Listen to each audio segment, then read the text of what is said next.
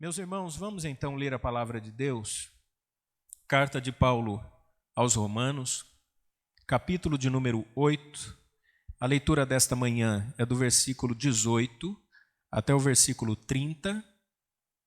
Eu tinha proposto a leitura até o versículo 39, mas durante a semana eu percebi que o texto era muito longo, então eu decidi fazer duas pregações aqui. Eu vou fazer a primeira pregação sobre as primícias do Espírito, do 18 ao 30, e à noite eu quero falar sobre o Cântico de Vitória, do 31 ao 39. Então a série que era de 27 mensagens, agora vai ser 28, para que não fique muito longo.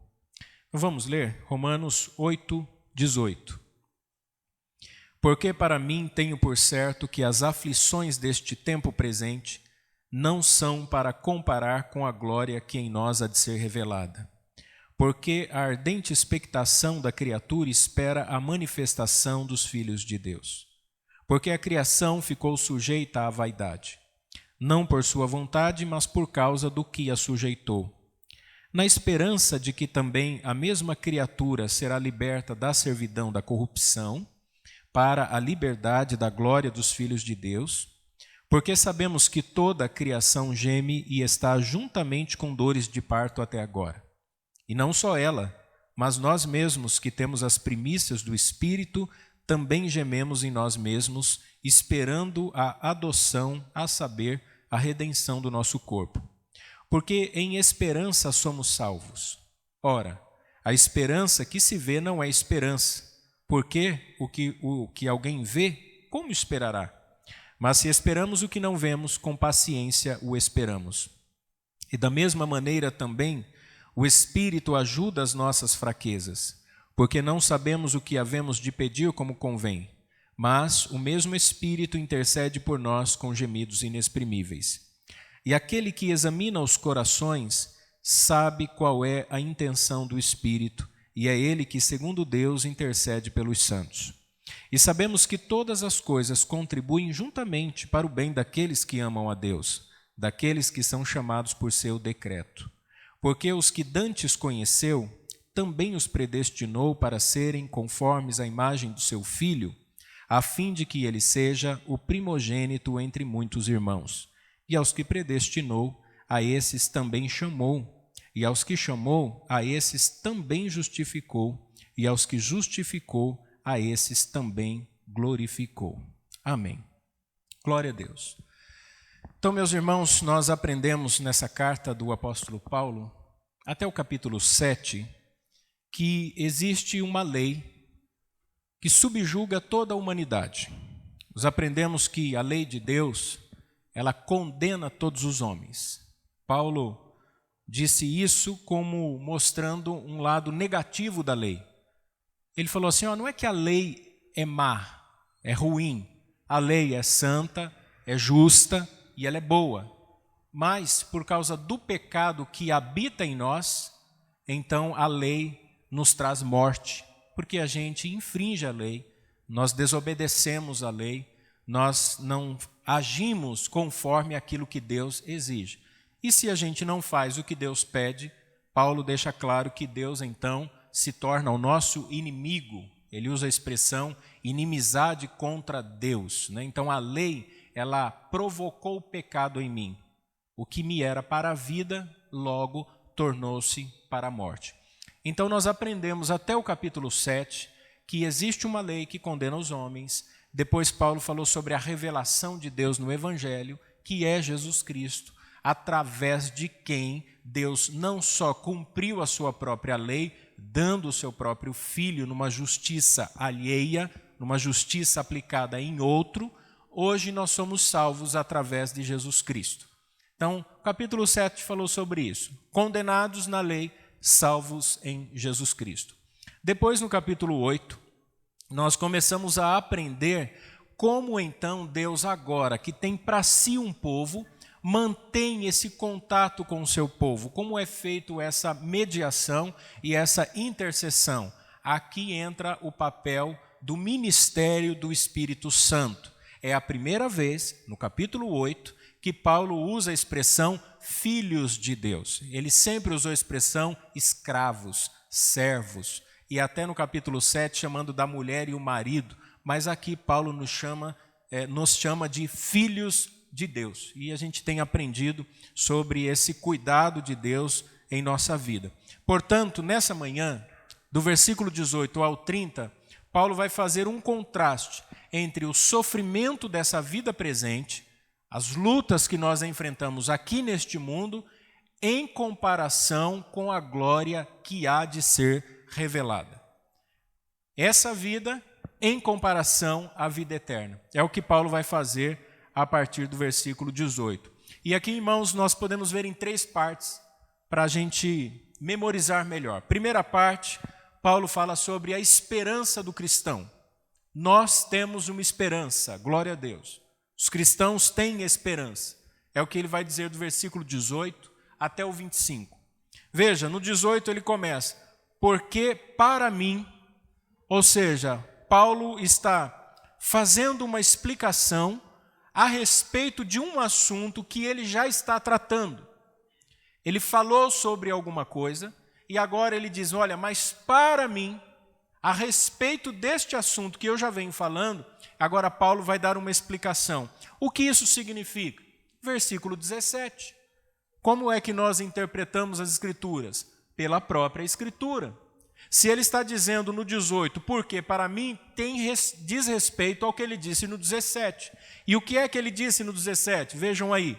Ele diz, se é certo que com ele padecemos, para que também com ele sejamos glorificados. Então Paulo está dizendo o seguinte, olha, a vida cristã envolve sofrimento.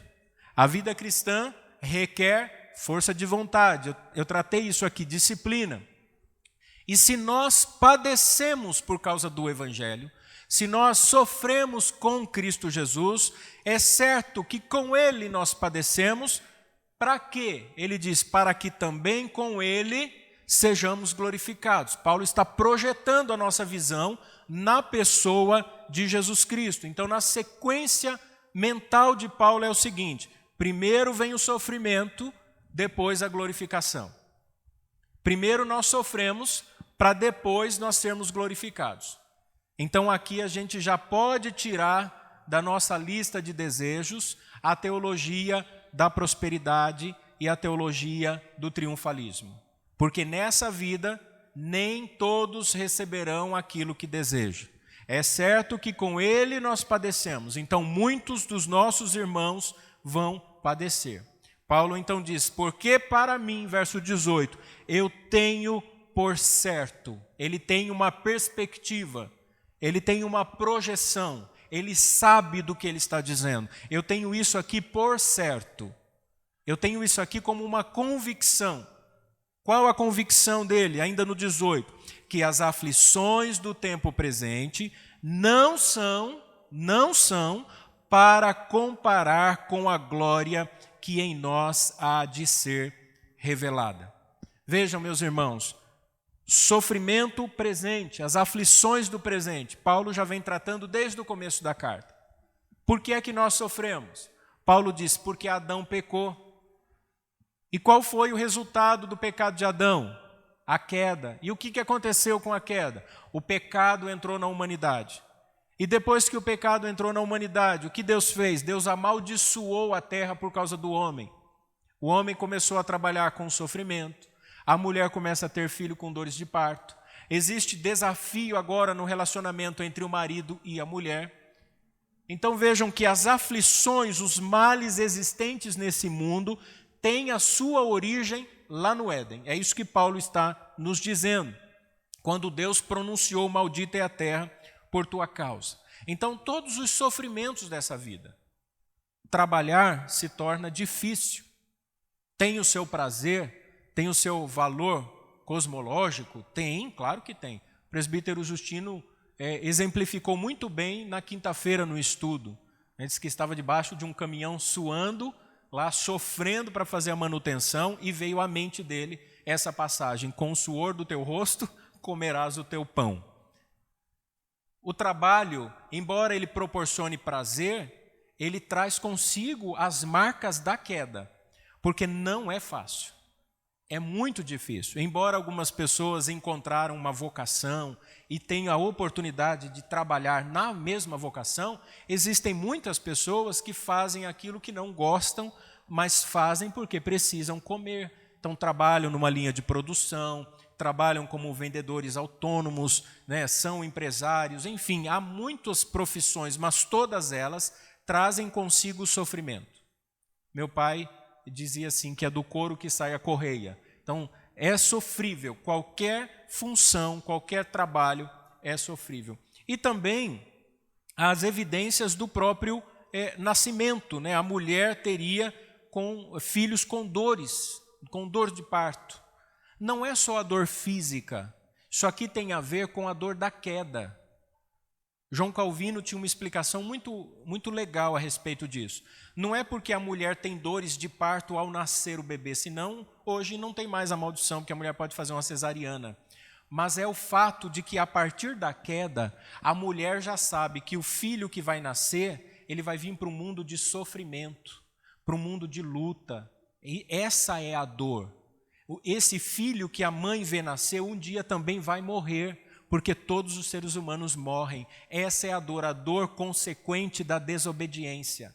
Desde que Adão e Eva pecaram, há dor na geração de filhos. A dor existe na humanidade, porque o homem nasce e já nasce condenado à morte. Então, vejam que mesmo esse mundo caído, esse mundo que está sob a maldição, ainda preserva belezas da criação original. Ainda preserva. Quem já teve a oportunidade de viajar para um lugar paradisíaco sabe do que eu estou dizendo, né? Se você já foi para Maceió, se você já foi para Rio Grande do Norte, né? Fortaleza, os lugares paradisíacos, já fez viagem em lugares gostosos de estar, você vê ali mesmo a criação dando evidências da harmonia, do Criador, da beleza, né? Não só na criação em si, na natureza, mas nos animais. Quem já foi num zoológico ou num safari, já teve contato com animais silvestres, animais selvagens, você vê a beleza do animal, mesmo existindo toda aquela carnificina, um leão matando lá um cervo, mas você vê a beleza de Deus na sua criação. Quem nunca apreciou uma fruta, você viaja para uma determinada região e tem uma fruta exótica. Eu tive a oportunidade de ficar 11 dias em missões na Amazônia Legal, né? Não no estado do Amazonas, mas na Amazônia, que é toda a área verde que envolve não só o Brasil, Peru, Venezuela, Chile, enfim, essa área verde. Eu fiquei 11 dias no rio Tapajós e no rio Amazonas. E eu me recordo do dia em que nós entramos numa trilha com guia para colher castanha do Pará, quando nós fomos para Santarém e para Belém do Pará. Aí nós fomos colher castanha do Pará. Que legal, né? E você vê assim coisas típicas daquele lugar e você vê a beleza de Deus, a beleza do Criador. Então esse mundo, mesmo tendo tudo isso, ele nos reserva muita aflição, muito sofrimento, muita injustiça. E por quê? Por que nós não podemos comparar essas coisas com aquilo que Deus vai trazer? No verso 18, ele diz assim: a glória que em nós há de ser revelada. Existe uma coisa que Deus nos reservou que ainda está oculta. O corpo da glorificação que Deus vai te dar ainda não é revelado a você. Ele é percebido pela fé. Vejam, os irmãos que tiveram o Covid, né? O presbítero Valdir falou: pastor, os sintomas são dos mais diversos possíveis. Havia momentos em que eu sentia um desgaste muscular, como se tivesse uma fisgada na musculatura da perna, do braço, depois de um dia longo de trabalho. Vejam, o nosso corpo, ele sente os efeitos da enfermidade, do envelhecimento. Eu fiquei surpreso ontem, eu fui me pesar, estou com quase 76 quilos. Eu vim para Campinas com 68. Na melhor fase da minha vida, eu cheguei a 72. Eu já estou chegando a 76. Sabe por que eu percebi que estava mudando? E eu sou magro ainda, hein? porque para colocar o sapato, o movimento de curvatura já não foi o mesmo. E os irmãos que ganham peso sabem o que eu estou dizendo. Não é a mesma coisa. O corpo começa a ter limitações porque alguma coisa está fugindo do seu normal. Então você envelhece, os cabelos caem, você envelhece, os dentes se desgastam, né? Você vai envelhecendo, você pode ter artrose, reumatismo, hipertensão, o pâncreas não funciona, surge um diabetes, e você pensa assim, poxa, quando eu era criança eu comia doce, e não passava mal. É claro, o pâncreas funcionava, a insulina era regulada conforme a necessidade do metabolismo, agora não é mais a mesma coisa. A imunidade não é mais a mesma, né? Tem muitos idosos que estão tomando o dobro de cuidado para não serem contaminados. Isso são marcas de aflição. Nós trazemos no nosso corpo as aflições da queda.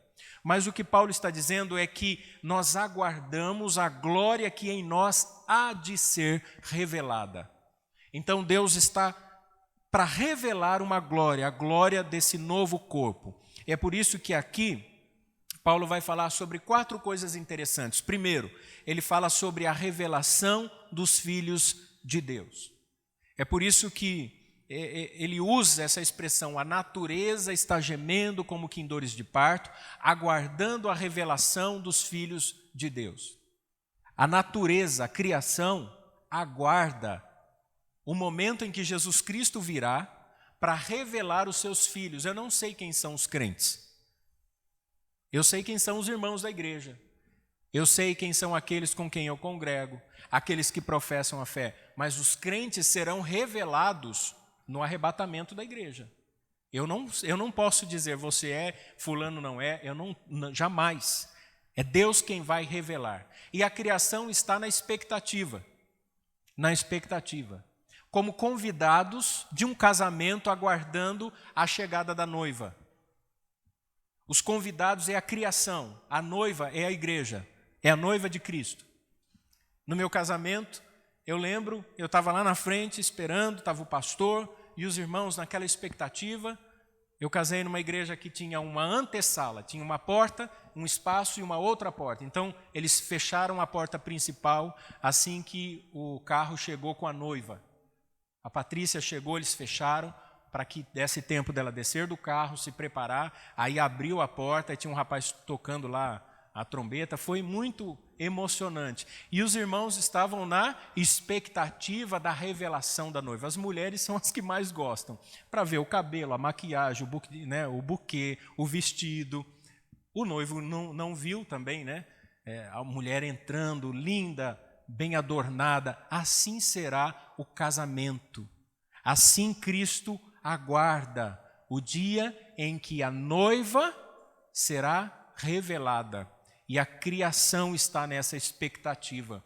Imagine, irmãos, o mundo de Deus, o firmamento, a estrela, o sol, estão aguardando com expectativa o dia em que Deus vai revelar os seus filhos. Por isso que no verso 19, ele diz assim, a ardente expectação da criatura.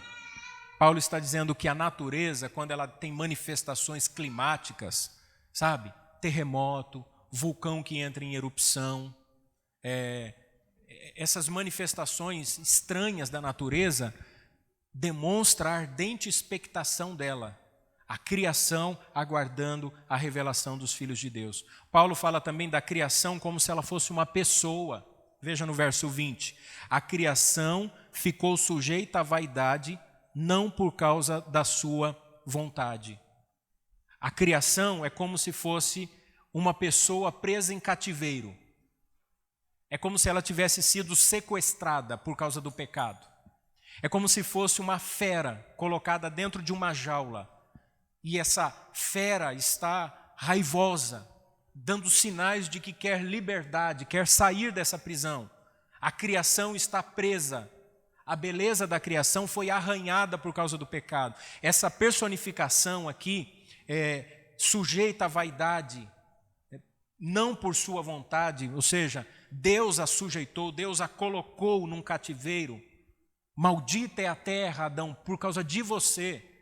Porque você desobedeceu, o homem foi feito à imagem e semelhança de Deus. A terra foi feita para o homem. É por isso que Deus vai restaurar a criação, novo céu e nova terra, porque esse é o propósito original de Deus. Então a terra sofre por causa disso. Ela está presa, aguardando a revelação. E então Paulo fala sobre a libertação da criação no verso 21.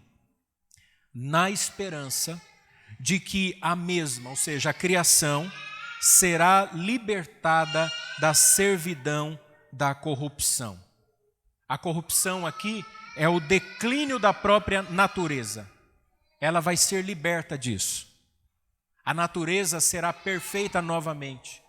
A criação será restaurada novamente. Essa criação que está acuada como um animal ferido, aguardando a revelação da igreja, essa criação será liberta quando Jesus Cristo voltar.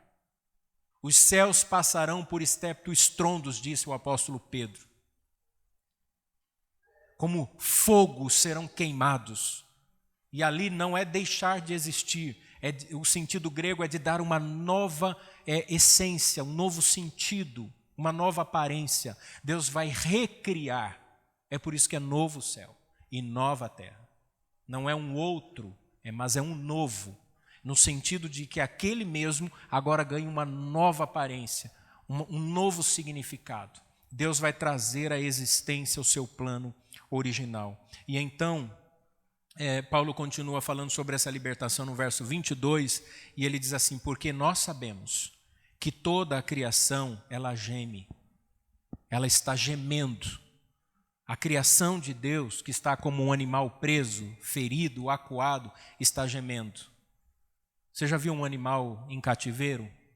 O animal que é acostumado à liberdade, né? Ele geme, porque os seus instintos estão acuados. Imagine um leão que tem um instinto de caça, de território, de domínio, né? De força. O leão fica preso numa jaula para ser exibido num circo, com um homem lá cutucando com uma vara ou dando chicotada. O animal geme, ele sofre por causa do cativeiro. Essa é a ideia de Paulo. Então assim a criação está gemendo. Mas não é só a criação, não. Paulo diz então que o nosso corpo também geme aguardando esse dia. Veja o que ele diz no verso 23. E não só ela, mas nós mesmos. Nós, os crentes, os filhos de Deus, os regenerados, nós também sofremos. Ou seja, ser crente não significa que nós não vamos sofrer. Mais uma vez a teologia da prosperidade cai em descrédito. Esses pregadores de televisão que dizem assim: pare de sofrer. Tem igreja que tem esse anúncio, né? Pare de sofrer. Deus vai acabar com todos os seus problemas. Chega de sofrimento. Não é isso que o apóstolo Paulo diz. O apóstolo Paulo diz que não só a criação geme, mas nós mesmos. Nós também gememos. Nós quem? Verso 23. Nós que temos as primícias do Espírito. Nós que temos o Espírito Santo como uma dádiva de Deus para gozarmos das bênçãos vindouras. A figura de Paulo do Antigo Testamento é muito aplicável aqui. Porque lá no Antigo Testamento, quando um homem plantava uma lavoura, no período da colheita, ele pegava os primeiros e melhores frutos e levava para o templo para oferecer a Deus um sacrifício de gratidão a Deus. Era uma oferta agradável a Deus, eram as primícias da sua colheita. Deus, aqui está o melhor daquilo que o Senhor me deu. É uma gratidão, é de onde parte o princípio da mordomia e da generosidade, das contribuições, dos nossos dízimos, das nossas ofertas. Então eles pegavam e levavam para Deus. O Pentecostes tem esse nome, era o 50º dia, o dia 50, era o dia da colheita das primícias. Por que Deus derramou o Espírito Santo no dia de Pentecostes? para mostrar aos homens que no dia em que eles davam a Deus o seu melhor, Deus derramou sobre eles o seu melhor, o seu Espírito. Então a primícia que era do homem para Deus, agora é de Deus para o homem, é o que Paulo está dizendo. Então ele nos deu o seu Espírito, que é o melhor que nós podemos ter. É o melhor, que é o próprio Deus.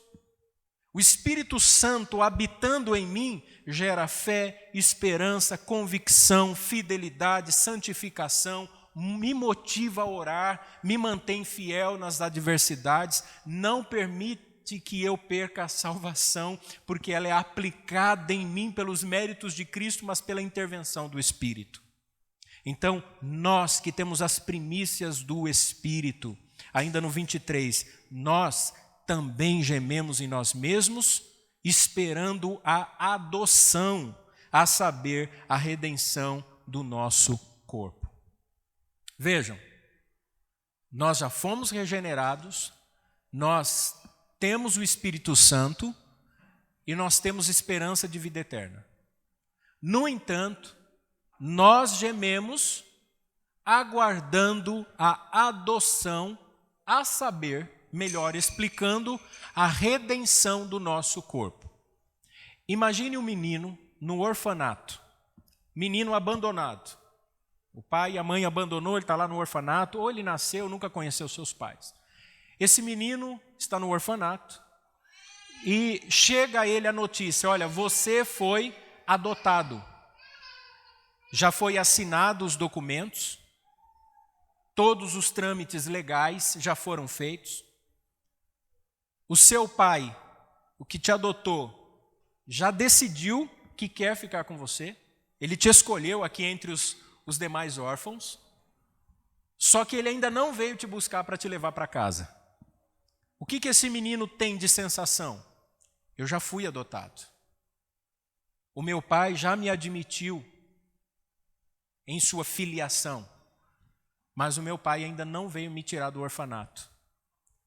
Nós já fomos adotados. Cristo já deu seu sangue por nós no passado remoto. O Espírito Santo já habita em nós. Nós já temos esperança de vida eterna e já temos as primícias do Espírito, as bênçãos vindouras. A alegria da salvação já está na nossa alma. Nós já temos perdão dos nossos pecados. Mas o nosso Pai ainda não veio nos buscar para nos levar para casa. É por isso que nós estamos ainda ansiosos. E aí Paulo vai explicar no versículo 24 a razão da ansiedade dele. Ele diz assim, porque em esperança nós somos salvos. Vejam, meus irmãos, a salvação, ela tem aspectos distintos, mas um único objetivo. A salvação, ela tem um aspecto imediato. No dia em que Jesus Cristo morreu na cruz do Calvário, você, como eleito de Deus, já foi tirado de debaixo da culpa. A ira de Deus, que deveria repousar sobre nós, já foi vencida lá no Calvário. Então Deus nos tirou de debaixo da culpa. Só que esse Deus que nos tirou de debaixo da culpa, Ele é um Deus que está trabalhando em nós. Então a salvação, que tem o aspecto imediato, também tem o aspecto processual, constante. O dia em que o Senhor te regenerou, que você reconheceu Jesus Cristo como seu único e suficiente Salvador, que você abandonou a sua vida de pecado, o velho homem morreu lá na cruz, e você então se converteu, mudou o seu caminho, mudou a sua mente, a metanoia, esse processo de conversão que é muitas vezes chamado na Bíblia de santificação, porque converter-se é mudar as atitudes. Lembra que Paulo disse, olha, o que eu quero, isso eu não faço, o que eu não quero, isso eu tenho que fazer. Então é uma luta constante. A salvação, ela é processual nesse sentido, de que Deus está trabalhando em nós, moldando o nosso caráter, lapidando a nossa dureza, flexibilizando o nosso coração impenitente, nos dando uma piedade, porque nós somos de dura cerviz. De vez em quando o velho homem tenta nascer e você comete algum erro, peca e você se arrepende, chora e pede perdão a Deus e diz: Deus, me sustenta, cuida de mim. Você está num processo de santificação. Alguns estão num processo mais avançado, oram mais, têm mais experiências com Deus, mas todos são salvos. Só que esta salvação alcançará o que a gente chama de processo, aliás, de salvação definitiva. Então Deus nos tirou de debaixo da culpa, está nos tirando do poder do pecado e vai nos tirar da presença do pecado, porque no céu não haverá mais pecado. Na nova vida, o pecado não mais existirá. Então não vai mais ter essa luta entre o velho homem e o homem que nasceu de novo. Deus está fazendo isso. Fez imediatamente, faz processualmente e fará definitivamente. Então Paulo diz assim, é em esperança, é nessa esperança de que Deus está trabalhando em nós, cortando as arestas do nosso caráter. No verso 25 ele diz, mas se esperamos o que não vemos, com paciência o esperamos. Ora, como é que nós aguardamos essa glória que há de ser revelada? Como que a gente aguarda? Eu aguardei a entrada da Patrícia no meu casamento lá na frente, quietinho. Eu não fiz nada. Eu tinha que ter paciência. Estava demorando, o pastor olhou para mim e falou assim, calma que ela vem. Se é a sua noiva, ela vai vir. Se tem alguma dúvida, já fica, será que desistiu? O crente fiel, ele tem paciência, ele sabe, Cristo está vindo, calma. Não, mas olha o que está acontecendo no mundo, olha agora lá, vão construir o templo de Salomão, olha agora lá o número da besta, olha agora lá as nações que estão se organizando. Não tem problema, a palavra de Deus está se cumprindo e Jesus Cristo está voltando. Então, paciência, respira, tenhamos paciência, por quê? Se esperamos o que não vemos, com paciência é que nós temos que esperar. Então a vida cristã pressupõe paciência. Você não é o único que sofre. Você não é o que menos sofre e você não é o que mais sofre. Muitos e muitos e muitos irmãos estão sofrendo no mundo. Vida cristã pressupõe sofrimento. Vida cristã é um grande desafio, porque nós estamos vivendo numa criação cativa ao pecado e numa sociedade imoral que sufoca a verdade de Deus por causa da injustiça. Então a gente sofre mesmo, sofre nesse mundo, nem sempre por causa de pecado particular, você sofre porque outros erram, isso pode te afetar. Um pai pode sofrer com um filho pode sofrer com um pai, esposa pode sofrer com o marido com a esposa. As pessoas que estão no nosso convívio podem nos causar sofrimento dependendo das decisões que elas tomam. Então isso faz parte da sociedade em que nós vivemos. A segunda parte que eu quero apresentar aqui do versículo 26 e o 27 é o que eu vou chamar de a intercessão do Espírito.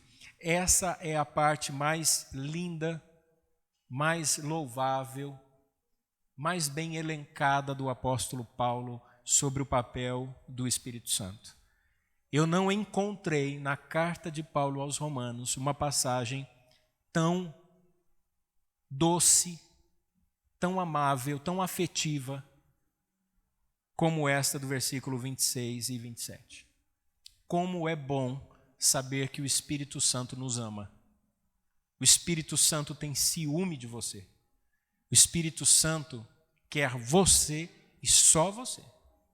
Não admite ninguém mais nesse relacionamento.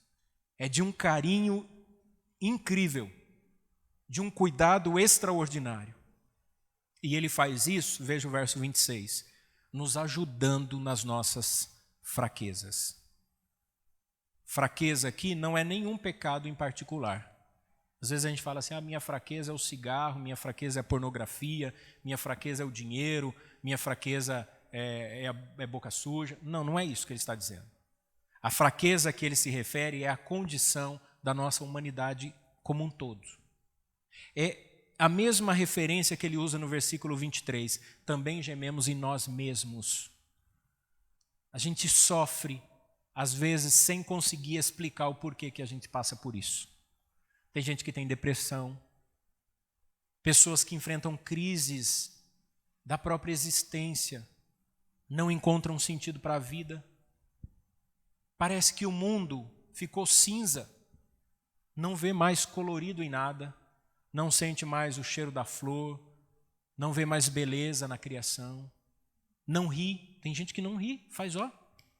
Não dá risada, sabe aquela risada gostosa com a família, em volta da mesa, no domingo, comendo aquela macarronada? Tem pai que faz muito tempo que não sabe o que é isso. Brincar com os filhos, rolar pelo chão, dar risada.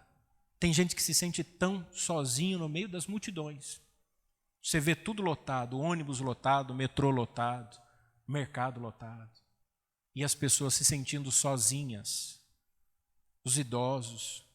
Teve uma pessoa que me ligou e falou: pastor, estou com tanta vontade de ir para a igreja. Pastor, me leva. E eu disse: eu te levo, só que eu preciso da autorização dos seus filhos. Eu não posso fazer isso sem os seus filhos concordarem, porque senão, se acontece alguma coisa, depois, olha, o pastor também é fogo, viu? Veio aqui. Aí depois mandou mensagem: pastor, meus filhos não querem que eu vá. Só que eles também não vêm me visitar, estou tão sozinho. Tem gente se sentindo sozinho. Tem gente se sentindo abandonado. E essas sensações que a gente tem revelam a nossa fraqueza, que diante dessas fraquezas nós não sabemos expressar. Quem é que nunca se sentiu assim? Veja o verso 26, Paulo diz: porque não sabemos o que havemos de pedir como convém. É igual uma criança que fica balbuciando para a mãe. A Joana, quando era pequenininha, ela chegava assim e chorava, falava: o que você quer, menino? E só chorava e chorava. Falava: mas não, eu não consigo entender o que você quer. Aí a mãe: deixa que eu... Não é assim? Bebezinho pequeno. Às vezes chora porque tem uma dor, mas ela não sabe falar. Ela não sabe se expressar.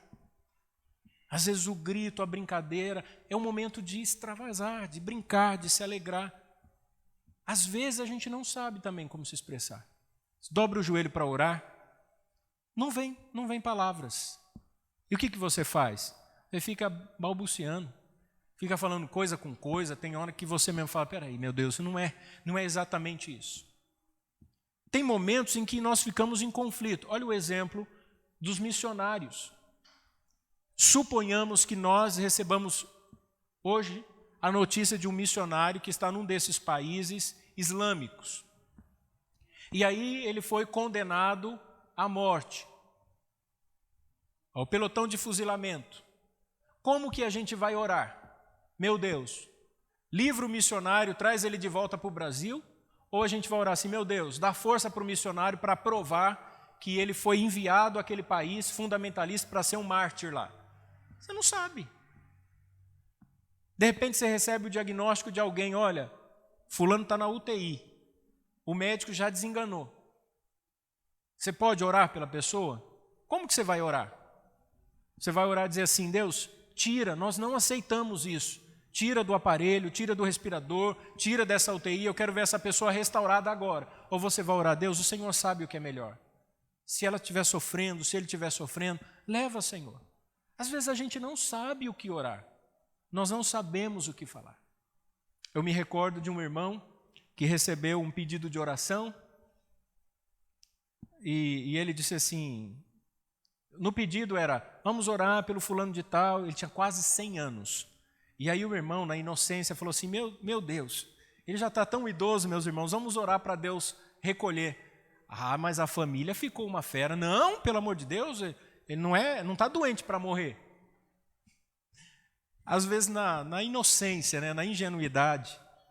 Mas, irmãos, existem momentos em que você não sabe. Diante de uma fatalidade, a perda de um filho, uma tragédia na sua família, orar por uma conta, orar para saber se é para assumir um namoro ou não, Orar para saber se eu posso ir fazer uma viagem ou não, isso é uma coisa. Agora, quando você tem que lidar com uma tragédia, seu mundo vira assim, ó, de cabeça para baixo. E tem gente que dobra o joelho e fica como Paulo está dizendo aqui, não sabemos o que havemos de pedir como convém. A gente não sabe como se apresentar diante de Deus.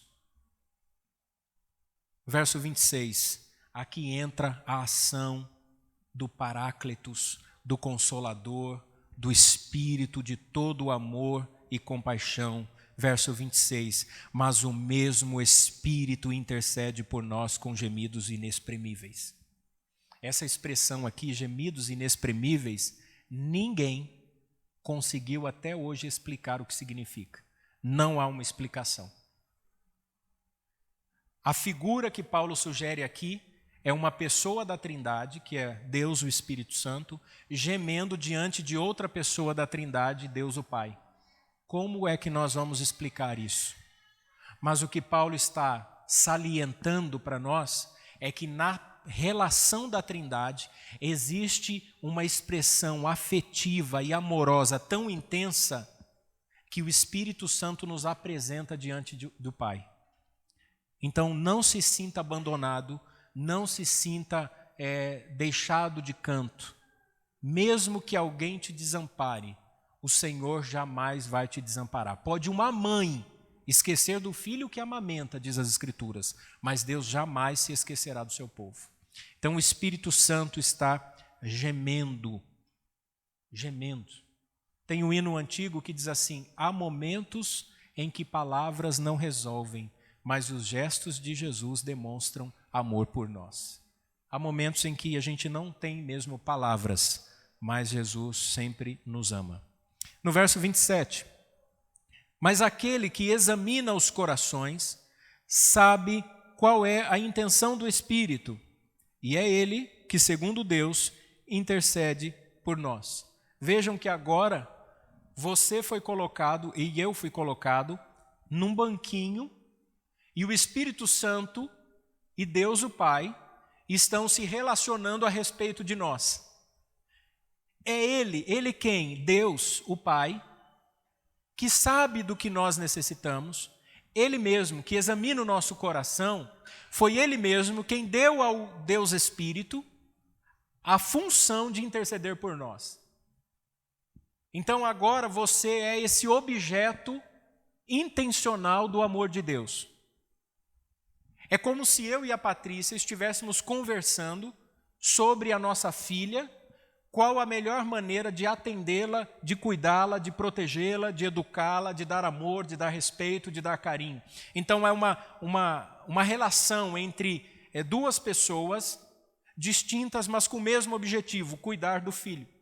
O Espírito Santo, que intercede diante do Pai, se relaciona com o Pai, a nosso respeito. Olha que coisa boa, que coisa fantástica que Paulo está dizendo. E ele vai explicar a base de tudo isso. Qual a razão? Por quê? É a terceira parte da minha pregação. E a última. Verso 28 ao 30. A razão é a eleição divina. É isso que ele vai dizer. Veja no verso 28. E sabemos que todas as coisas contribuem juntamente, ou seja, tudo o que acontece trabalha em conjunto, coopera para o bem daqueles que amam a Deus. Tudo coopera para o bem dos filhos de Deus. Agora, aqui é importante nós entendermos o que é que significa esse bem. Porque tem gente que pensa assim, fica tranquilo, você perdeu o emprego, mas no fim é para o seu bem. Você se separou, mas no fim é para o seu bem. Você saiu da igreja, mas todas as coisas cooperam para o seu bem. Mas qual é o bem a que ele está se referindo aqui? Esse bem daqueles que amam a Deus não é sempre o final feliz da história do conto de fadas, não é o viveram felizes para sempre. Não é assim? Terminou o namoro. Eu achei que fulano ia casar, terminar, mas não tem problema. Todas as coisas contribuem para o bem daqueles que amam a Deus. Vejam, meus irmãos, existe um objetivo aqui. Esse bem é nos moldar à imagem do seu Filho. Esse é o objetivo. É o que está no verso 29. Para serem conformes à imagem do seu Filho. Ainda no 28, nós lemos: e sabemos que todas as coisas contribuem juntamente para o bem daqueles que amam a Deus. Olha a continuação: daqueles que são chamados por seu decreto. O sustentáculo de toda a vida cristã é o decreto de Deus. É o decreto de Deus. Imagine esse dedão. Então, o dedão é o decreto de Deus. A predestinação, o chamado, a justificação e a glorificação vem debaixo do decreto. O decreto é a eleição. É o que Deus determinou, é o que Ele está dizendo. Então, a que bem Paulo se refere? É que nada acontece por sorte, por acaso, por força do destino, ao léu, aconteceu porque tinha. Não, existe um plano soberano regendo a história da nossa vida. É isso que Paulo está dizendo. Existe um decreto. Você já viu o decreto presidencial? Aqui no Brasil não está funcionando muito, né? Porque não estão respeitando os decretos do presidente. Mas Deus, soberanamente, emitiu um decreto sobre a história da sua vida. É por isso que eu tenho certeza de que Jesus Cristo vai voltar e que eu vou estar eternamente com o Senhor. Porque é a vontade de Deus e não a minha. Senão eu fico igual o crente apaixonado com a margarida na mão. Você viu aquela brincadeira? Bem me quer, mal me quer. Bem me quer, mal me quer. Não é assim? Uma hora as coisas estão bem na vida, agora Deus me ama. Estou passando por uma enfermidade, Deus não me ama mais. Nossa, consegui o emprego que eu queria, tenho dinheiro no banco. Nossa, como Deus me ama. Estou perdido, olha, fui mandado embora, estou endividado, nome sujo, Deus não me ama. Não, não é assim. Se você tem filhos, a condição a que seus filhos vivem não muda a sua paternidade. Um pai pode ter um filho que seja o pior que for. Um filho que erra, um filho que comete equívocos, um filho que desobedece, mas ele nunca pode dizer assim, não é mais meu filho. Jesus falou isso. Vocês que são maus, que são pecadores, vocês sabem dar boas coisas aos filhos de vocês?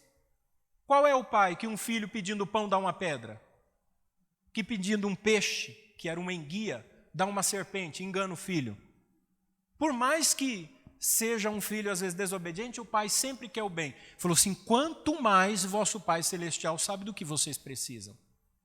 E esse bem aqui, verso 29 para serem conformes à imagem do seu filho.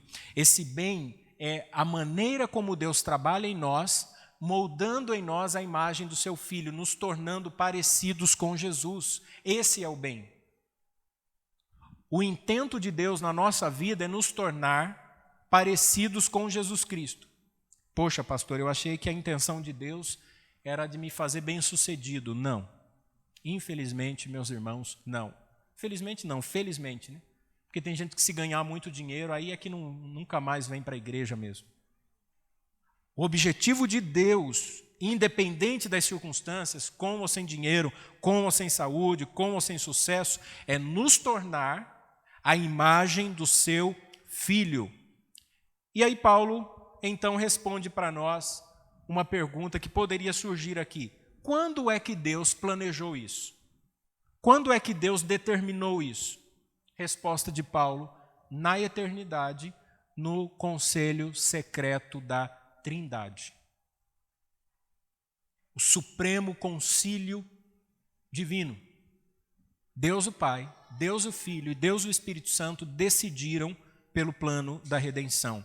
E ele vai dizer aqui no verso 29, porque o que dantes conheceu, esse dantes conheceu não significa presciência. Não significa que Deus olhou lá na eternidade e viu alguém se convertendo, como se estivesse assistindo só a história. Esse conhecer aqui envolve relacionamento. Esse conhecer aqui envolve intimidade. Então, conhecer pressupõe que Deus amou afetivamente. Deus te amou antes que você existisse. Não foi o que Davi disse? Antes que os meus ossos fossem feitos no ventre da minha mãe, o Senhor já me conhecia, o Senhor já me amava. Como um filho que antes de ser gerado já foi amado e desejado pelo pai. Foi planejado, esse é um filho planejado. Porque tem o filho que o pai diz assim, aconteceu. Tem o que não é amado, que a primeira proposta é o aborto, né? Eu não queria esse filho, aborta. Ou, eu não esperava, mas agora que veio, então vamos amar. Mas não, existe aquele que, eu quero o filho. Eu planejei esse filho. Deus planejou, nos conheceu. Antes que nós existíssemos, Ele nos amou. Você quer um exemplo claro do que significa essa palavra conhecer? Tem a ver com o chamado de Deus a Abraão. Deus conheceu Abraão. Abraão era um pecador. Deus chamou ele do meio do seu povo e estabeleceu uma promessa, porque ele foi um chamado, um conhecido, um eleito. Uma passagem que a gente pouco lê e que vai dar uma base para a gente entender o que é esse conhecimento.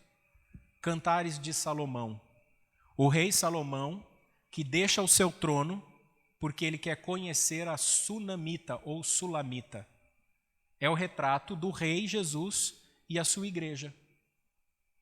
Ele apaixonou-se pela sua noiva, pela sunamita. Pobre, desvalida, abandonada, e o rei, no auge da sua glória e beleza, esvazia-se de sua glória e vem ao encontro de quem ele amou. Que história de amor, hein? Quem gosta de filme romântico, nunca assistiu um filme assim? Um homem poderoso, famoso, que pode ter o que ele quiser, ele deixa toda a sua glória e fama e vai ao encontro daquela mulher pobre, simples. É o rei em busca da plebeia. Que coisa bonita. Jesus vem em busca do seu povo porque Deus, o seu Pai, nos amou. Vejam, meus irmãos, que agora, por causa desse amor, resulta a eleição divina. Então, esse amor dantes conheceu, vem agora o decreto, a eleição que sustenta tudo. E 4 coisas decorrem dessa eleição. Primeiro, predestinação. Veja versículo 29. Também os predestinou para serem conformes à imagem do seu Filho. Desde que a teologia liberal entrou nos seminários e o auge do humanismo veio ao mundo, os homens têm tentado deturpar essa palavra predestinação, dizendo que é diabólico dizer que Deus predestinou. Nós podemos até não aceitar a palavra, podemos dizer até que ela não seja o que a gente imagina, mas uma coisa é fato. A gente não pode dizer que ela não está na Bíblia. Porque nós nos apegamos a expressões filosóficas que não estão na Bíblia e rejeitamos expressões bíblicas por questões filosóficas. Quer ver um exemplo? Predestinação está na Bíblia, mas por uma questão filosófica de avaliar até a Odisseia se Deus é bom ou não, se ama ou não ama, se Deus é justo por chamar um e outro não, isso é questão filosófica. A gente diz assim, não, predestinação é presciência. E expressões que não estão na Bíblia, como livre-arbítrio, a gente se apega como se fosse uma doutrina, e não é. Não tem livre-arbítrio na Bíblia. Livre-arbítrio é um conceito filosófico, grego, de uma predisposição neutra para tomar decisões. Mas o que Paulo vem dizendo? Que ninguém é neutro, que a gente é pecador. Então, se eu tomo decisão, eu tomo com base no pecado que em mim habita.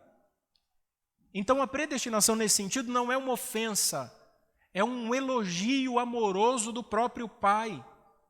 Como o filho que está, como o abandonado, órfão, que alguém vai lá e diz assim, olha, veio aqui um homem e quer ser o seu pai, ele quer te adotar. Não foi o órfão que saiu do orfanato e diz assim, não, eu quero que você seja meu pai. Não, foi o pai quem escolheu o filho. Foi o pai quem amou o filho. Então, meus irmãos, predestinar aqui é literalmente determinar o futuro. A eleição aqui é conhecer e a predestinação é ordenar. Então, pastor, como é que eu sei que alguém é predestinado para a salvação? Eu não sei. Não sei. Fulano é? Não sei. Por isso que eu prego o evangelho. Deus é quem sabe, eu não conheço. Agora, eu posso ver sinais? Posso. Eu posso olhar numa árvore e saber se essa árvore tem seiva dentro dela, porque ela produz frutos. Se eu tenho uma árvore que é para ser frutífera, ela está seca, esturricada lá, sem vida, os galhos quebrando, descascando, sem folha, sem fruto, sem nada, eu logo pressuponho que ela não tem nutrientes, ela não tem seiva nela, então ela não tem raiz, ela não tem mais vida. Assim é um cristão. Eu não vejo o Espírito Santo em você. Eu não vejo o vagalume que brilha em você. Já viu essa expressão? É como um vagalume, acende, apaga, acende. Eu não vejo isso. Pastor Marcos Lunardelli falava de a luzinha vermelha da consciência. Aquela luzinha, quando você vai fazer alguma coisa, ou está numa competição escolar, acertou, você sabe a resposta, você vai lá, aperta o botão, acende uma luzinha. Não, eu não sei, irmãos. E graças a Deus que eu não sei. Eu jamais saberia lidar com isso. Eu não vejo sua aura. Não consigo saber o que passa no seu coração, na sua mente, se você de fato crê. Mas eu vejo os frutos que você produz. Eu vejo sua vida piedosa. Eu vejo a sua devoção a Deus. Eu vejo que você ama a palavra de Deus. Eu vejo que você vem no culto. Eu vejo que você quer servir a Deus com todo o seu coração. E eu pressuponho que seja um eleito. E é assim que nós seguimos a nossa vida. Não é para dizer assim, eu sou e fulano não é. Nem muito menos dizer eu sou eleito, eu vou viver pecando, vou fazer o que eu quiser. Não.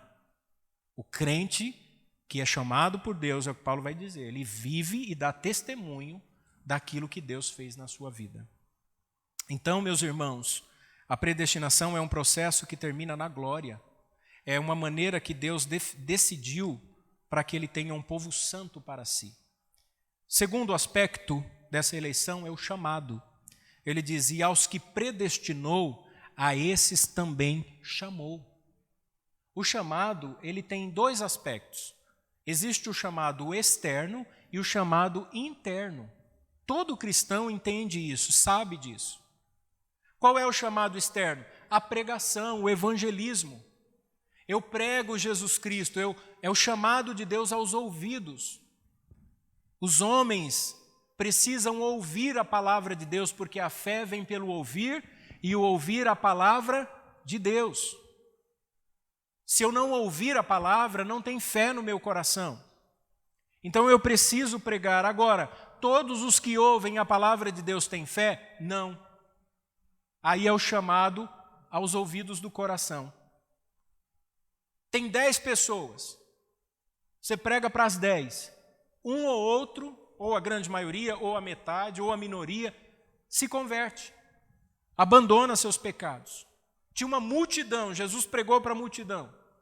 Mas não foi todo mundo que se converteu. Jesus operou milagres, mas não foram todos que se converteram. Jesus, no Monte das Oliveiras, falou sobre o Macários, o servo de Deus, o morador do reino dos céus, o cidadão do reino dos céus. Mas não foram todos que creram. Jesus pregava em parábolas.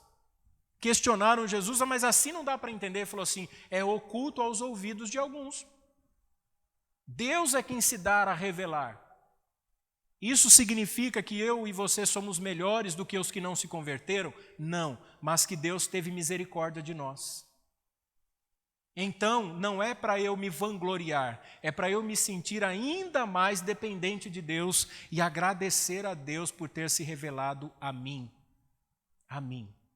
Isso é favor, isso é graça. Quando você recebe em retribuição alguma coisa que você fez, se você trabalhar para alguém e alguém te dá um pagamento, você não precisa falar obrigado para a pessoa. Você tem que falar para a pessoa, fez o que deveria ter feito mesmo. Porque eu não estou aqui de graça, eu estou trabalhando. Então, o patrão tem que pagar. É uma obrigação. Por isso que tem leis trabalhistas, é por isso que tem gente que entra na justiça e processa, porque é um direito. Direito não é graça, direito não é favor, direito não é uma dádiva, direito é direito, é meu direito. Agora, se você não fez nada para merecer e alguém chega e te dá, aí é constrangedor, porque você diz assim, muito obrigado, eu não merecia, mas você foi muito generoso. Agora você decide. Se você entender que tem um livre-arbítrio e que a salvação é porque você decidiu, porque você é esclarecido, então Deus é obrigado a te salvar. Mas se você entender que você era pecador tanto quanto os outros e que você estava lá no fundo do poço e Deus estendeu a mão e te tirou lá do fundo, você vai dizer assim, Deus, obrigado por ter me chamado, porque se o Senhor não tivesse estendido a mão, eu não saía do poço.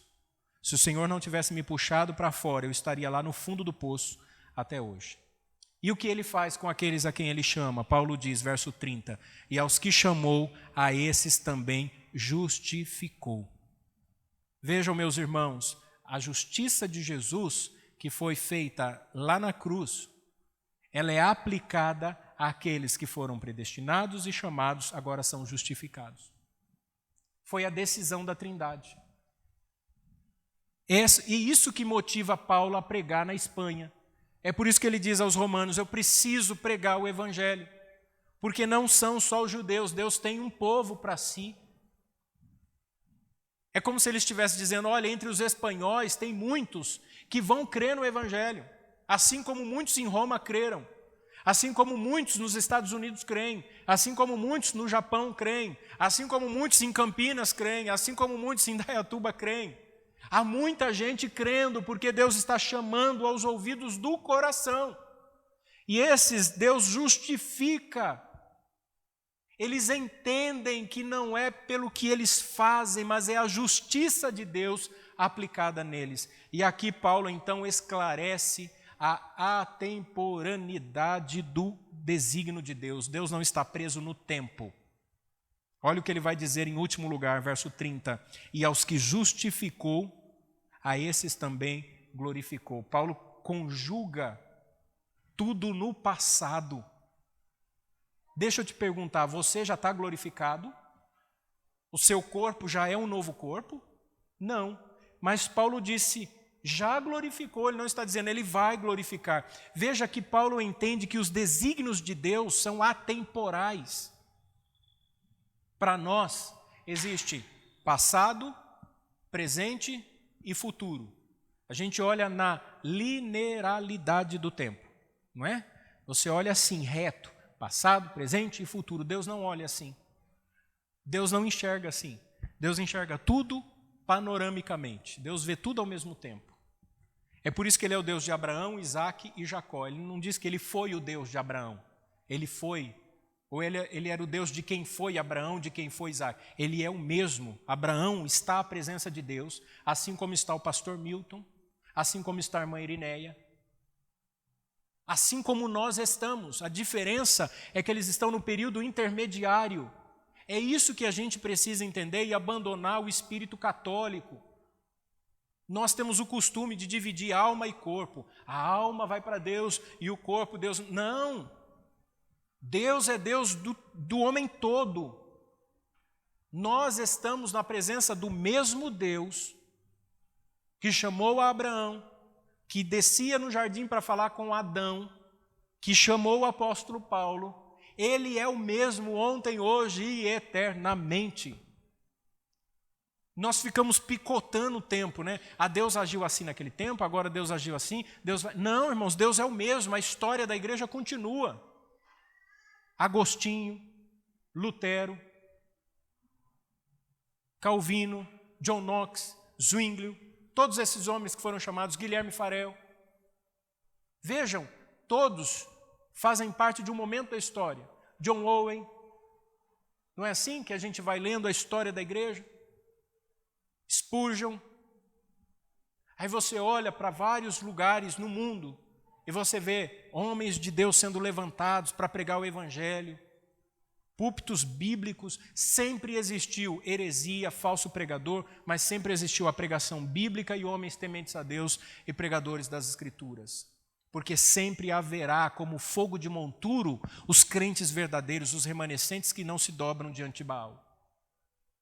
Quem é crente, acolhe com todo o coração, porque aqueles que Deus conheceu, ou seja, Deus elegeu, Deus escolheu, esses Deus predestinou na eternidade, seu decreto. Ele nos perdoou no passado remoto, quando Cristo morreu na cruz. Os pecados passados, presentes e futuros já foram perdoados. Ele nos justificou no passado recente, quando Ele nos regenerou, e Ele está nos santificando, a nossa conversão para um fim, que é a nossa glorificação na eternidade. E eu concluo, meus irmãos, fazendo aqui 3 aplicações importantes. Primeiro, se nós tivermos que enfrentar os sofrimentos nesta vida, não vamos desanimar, porque nossa esperança está em Cristo e na segunda vinda. Não desanime. Sua esperança não está no governo, não está na OMS, não está na vacina. Sua esperança está em Jesus Cristo e na sua vinda para arrebatar o seu povo. Segunda aplicação importante: quando nos sentirmos tristes e abatidos, não vamos nos esquecer que o Espírito Santo é o nosso consolador e Ele jamais nos desampara. Talvez você não tenha recebido uma ligação, um WhatsApp, uma visita, mas o Espírito Santo não foi te visitar, Ele já estava com você. Talvez um familiar seu não tenha ido na sua casa, talvez os seus amigos tenham te abandonado, mas o Espírito Santo jamais te desampara. Terceiro e último lugar, não vamos nos intimidar com os acontecimentos. A palavra de Deus já nos advertia disso. Nós já estávamos advertidos. Vamos ficar firmes e confiar na certeza de que aquele que começou a boa obra em nós, quando nos elegeu na eternidade, é fiel para cumprir com a glorificação na eternidade. Portanto, é de eternidade a eternidade. Tu és Deus.